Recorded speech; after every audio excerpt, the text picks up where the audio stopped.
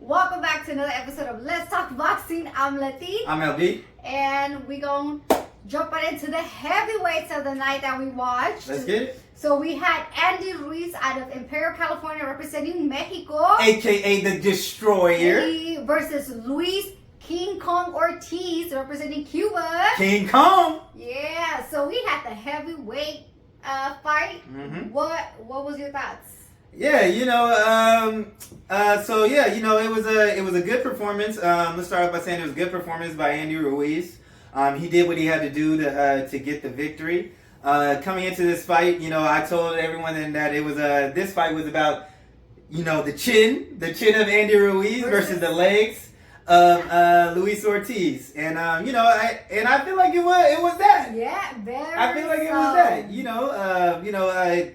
Andy Ruiz was able to drop Luis Ortiz, multiple times, and you can kind of see those legs. Them legs is kind of gone. But what we did when we were watching the fight, we did expect Andy Ruiz to actually step on the gas a little more. But that King Kong got that thump, man. He got that power. So he had to respect him, and that's what he said in the press. The post fight. Yeah. What do you think? Post conference. The fight started again. I had my prediction was that Andy Ruiz was going to win by knockout. Mm-hmm. And I think which he won, but it was by unanimous decision. The fight started off a little slow for me, which I get the first round. The first round it started slow. Which is like, okay, you want to feel each other out, which is cool, Ortiz was using the shit out of that jab, the whole fight, moving around the ring, he was going to try to box Andy Ruiz out. Mm-hmm. And just to get to the base of it, there wasn't a lot of action from the first to the 12th rounds. There were parts of the fight that was action. Yeah. Ruiz did knock Ortiz down 3 times, but it wasn't, I think, what everyone expected it to be. Now there you go. That's what I agree with that. There was action, throughout the fight, but it wasn't a lot of activity. But I will say this: that second round, fire. Oh yeah. That was the most action of the whole fight. Yeah. And so we thought when the second round happened, like, oh shoot, it's about to be. I feel like at that point he might have stopped, Ortiz. Yeah. Even after the second knockdown. Yeah. In that round. Yeah, but I'll say this: every time that he did hurt him, and Ortiz did come back with a left hand that did kind of, and you could kind of see like, okay. Andy was like, this dude got some power. He still got some stank. But I'll say it like this: the majority of the fight really seemed like it was a counter punch. He was trying to counter punch the counter puncher, and he even said that in his post conference. Luis Ortiz, he was scared to throw that left hand because every single time he threw that left hand, Andy was countering quick. He couldn't even react, pull that left hand back before he was getting caught. Yeah, because Andy got them hands. But then Andy was like, "Hey, I can't get in there because Andy didn't want to be first pretty much the whole fight. Yep. But when he did get first, he was getting countered with that left hand and had him thinking. So he was like, you know what, I'm gonna just go ahead and get this victory. I'm gonna just go ahead and box. And because at the end of the day, he's looking at it as like, look, I want this title shot. I can't. He didn't want to take that risk of King Kong Ortiz, putting him on the canvas and getting him out of there. Yeah, and I think Andy Ruiz, he looked different. He stuck to this plan. Yeah. Again, at first, after the fight or during the fight, I was like, I want to see more action. Like, why isn't he getting in there, But after processing it the next day, it's like, I understand why he did what he did, Yeah. He, of course, obviously studied Ortiz, right? Yep. And even during the fight, we were like, why is he walking to the right? Which is straight to the left hand. It's his power hand. He's walking to the power hand.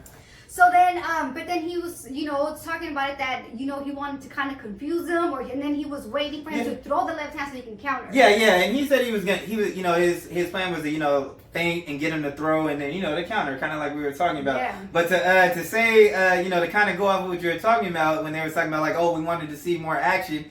And a lot of, the people we were watching with, they were like, man, we want to see some more action. Yeah. But it was funny because he's like, man, if you watch that 12th round when he decided to give us action, he was getting pieced up. That's what I said. It's in like that last round where they actually say, okay, but it's the last round. We have to both go in. He got dapped on that eye. That's what I'm saying. He was getting pieced up, and there's no way he could have went. If he would have been fighting like that, Ortiz might have had his hand raised. Yeah. So he stuck to his plan. And so sometimes it's not always what the fans want to see, which is sometimes, smart on the boxer side because they know what they got to do in that ring against that opponent to get the win. But it's like to kind of go up with that, but I think that kind of goes down to too though. Like as a fan, different fans like to see different things. So sometimes there's those fans that just want nothing but rock 'em, sock 'em, and then there's some that like to to hit and not be hit. So it's just all about what you like, Yeah, but I think we all thought there was an action-packed fight just because of both of their styles, you know. Yeah, and we thought because of Andy Ruiz, being the younger fighter, going against Ortiz, we thought that he was gonna up the pace a lot more, which would have gave the older fighter a lot more problems, and he really didn't do that. Yeah, so which I think because he felt the power, he didn't want to risk it. Yeah, exactly. So I get it. It was after processing and thinking it over. It was cool. It was a good fight. It was a good win for Andy Ruiz. And I'll say this about Luis Ortiz too, in those when they were doing it, kind of being hesitant and just trying to counter each other, Luis Ortiz was banking them rounds. There was a lot of rounds that he was banking. Now, had he have had some legs, where he was able to stand up, who knows how this fight would have, could have gone. But I mean, you could tell, the pedigree of Luis Ortiz. He had he got that good solid jab, good at keeping distance. But it's just I just think it's Father Time. Them legs. Father Time is undefeated. Yeah. But with that being said, who do you want to see Andy Ruiz fight next? I think the only thing for him now is the Deontay Wilder fight. Bomb Squad. Okay, and he was in there too. He got in the ring. He was there. But I think that's the fight that makes sense. Should he be victorious? Win the fight. Should he win the fight? Should he win that fight against Robert Helenius? Yeah. I think that. What you think? Yeah, I like that fight actually. Especially I just them both being on the same side. Andy Ruiz. His dad has been, wanting the Wilder fight. They've been talking about the Wilder fight for a long time. That's one of his dream fights. Yeah. So, I think that would be good. Especially, it'd be good for the PBC. It'd be good for the heavyweight division. And then after that, I see a title shot for one of them, It has to be. It has to be a title shot. Yep. But, I think that now, we're not going to get into what we're thinking about the prediction on that fight. Are we gonna let him have his time? Yeah, we will. We'll let Andy have his time. Let him, but we're just gonna have to come back for that video if that fight's gonna happen. I'd love to see that matchup.